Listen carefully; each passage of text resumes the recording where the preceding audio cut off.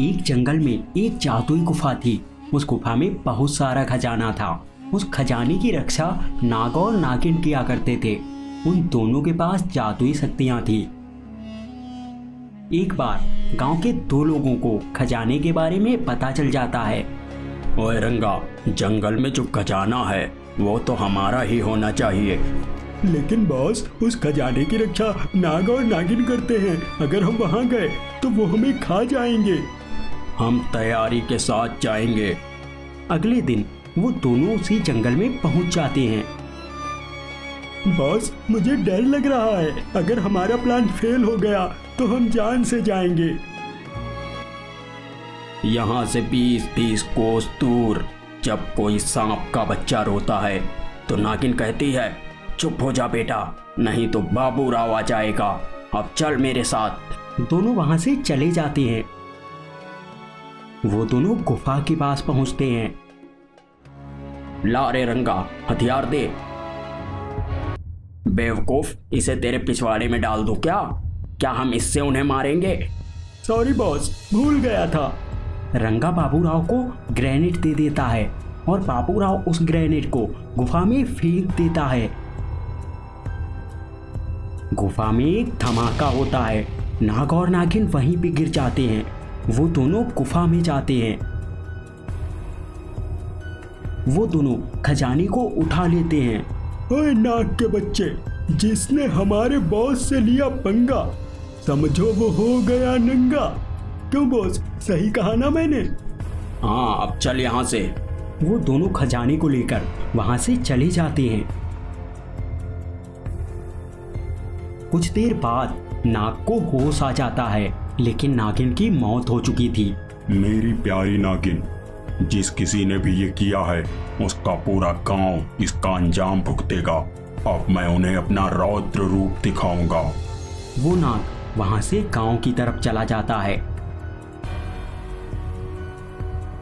नाग गांव में पहुंचता है और चारों तरफ आग लगा देता है।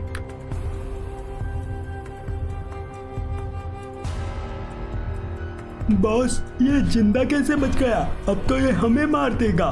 तो चुप कर, इसने बाबूराव से पंगा लिया है, अब ये नंगा होगा। दोनों वहां से नाग के पास जाते हैं। नाग एक गाय को पकड़कर खा जाता है। बाबूराव वहां पे आ जाता है और अपनी गन निकालकर नाग पे फायर कर देता है। नाग उन दोनों को वहां से दूर फेंक देता है। बॉस, आप तो इसे नंगा करने वाले थे, इसने तो आपको ही नंगा कर दिया। चुप कर गधे, अब तू देख मेरा कमाल। बाबूराव एक ग्रेनेड नाग के पास फेंकता है, लेकिन नाग वहां से गायब होकर दूसरी जगह पे पहुंच जाता है। बॉस, अब हमारा मरना तय है। कौन बचाएगा हमें? कोई बचाओ हमें। नाग के मुंह से आग निकलने लगती है और वो बाबूराव की तरफ बढ़ता है। दोनों वहां से भागने लगते हैं, लेकिन नाग उन तक पहुंच जाता है और उन दोनों को जला देता है। वो दोनों वहीं पे जमीन पे गिर जाते हैं। अगर आप ऐसी और कहानियां देखना चाहते हैं तो चैनल को सब्सक्राइब कर लीजिए।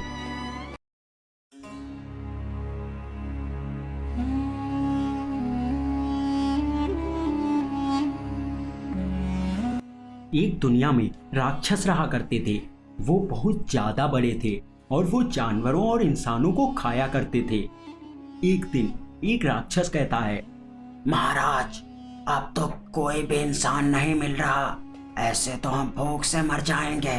अगर हम किसी गांव में जाते हैं तो वो जादुई शेर टांग अड़ा देता है। राक्षस शेर कहता है, ये कौन सा शेर है जो मुझसे भी ज्यादा शक्तिशाली है? एक बार वो मेरे सामने आ जाए तो मैं उसके तोते उड़ा दूंगा।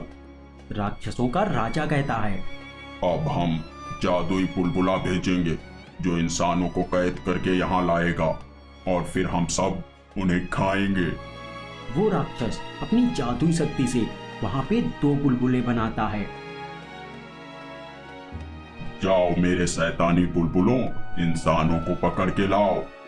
वो बुलबुले वहां से उड़ते हुए इंसानों की दुनिया की तरफ चले जाते हैं। एक गांव में 3 लोग खड़े हुए बातें कर रहे थे। उन्हें आसमान से बुलबुले आते हुए दिखाई देते हैं। ये क्या बला है भाई? अरे जो भी हो, मुझे तो बड़ा भयानक लग रहा है, भाग लो यहाँ से। वो दोनों वहां से भागने लगते हैं, लेकिन तब तक बहुत देर हो चुकी है। वो बुलबुले उनके पास आ जाते हैं और उन दोनों को अपने अंदर कैद कर लेते हैं। फिर वो बुलबुले उन्हें लेकर हवा में उड़ने लगते हैं। वो वहां से राक्षसों की दुनिया में चले जाते हैं। राक्षस उन आदमियों को खा जाते हैं। राजा कहता है, वाह, मजा आ गया। कई दिन बीत गए थे, बहुत भूख लगी थी। महाराज, हमें तो कुछ नहीं मिला, हम तो भूखे ही रह गए। जाओ मेरे शैतानी बुलबुलों और इंसानों को पकड़ के लाओ। वो बुलबुले वहां से चले जाते हैं। एक बुलबुला रास्ता भटक जाता है और जादुई शेर के जंगल में पहुंच जाता है। बुलबुला शेर के बच्चे को कैद कर लेता है और उसे लेकर वहां से जाने लगता है। शेर को गुस्सा आता है और वो जोर से दहाड़ता है। फिर वो उस बुलबुले का पीछा करने लगता है। शेर भी राक्षस की दुनिया में चला जाता है। शेर राक्षसों से कहता है, राक्षसों, तुम्हारी हिम्मत कैसे हुई मेरे बेटे को उठाने की? राजा कहता है, शेर, ई तो साला रॉन्ग नंबर लग गया। हम तो इंसानों को उठाने वाले थे। मेरे होते हुए तुम इंसानों को नहीं उठा सकते, अब तुम सब मरोगे। शेर, तू भूल रहा है, तू अभी राक्षस लोक में है। तू हमारा कुछ नहीं बिगाड़ सकता। अच्छा, तो ये लो। शेर अपनी जादुई शक्ति से हमला कर देता है, जिससे एक राक्षस वहीं पे गिरकर मर जाता है। राक्षस का शेर जादुई शेर की तरफ बढ़ता है। शेर भी दौड़ता है और वो उस शेर को मार देता है।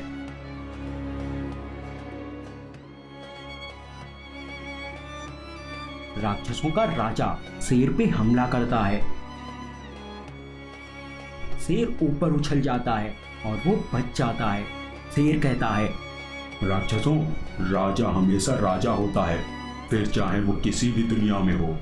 इतना कहकर शेर सभी राक्षसों पे हमला कर देता है, जिससे सभी राक्षस मर जाते हैं। राक्षसों के राजा के पास एक बड़ा विस्फोट होता है और वो भी खत्म हो जाता है। फिर शेर अपनी जादुई शक्ति से बाकी के 2 लोगों को वापस भेज देता है और अपने बेटे को लेकर वहां से वापस अपने जंगल में चला जाता है। अगर आप ऐसी और मजेदार कहानियां देखना चाहते हैं तो चैनल को सब्सक्राइब कर लीजिए।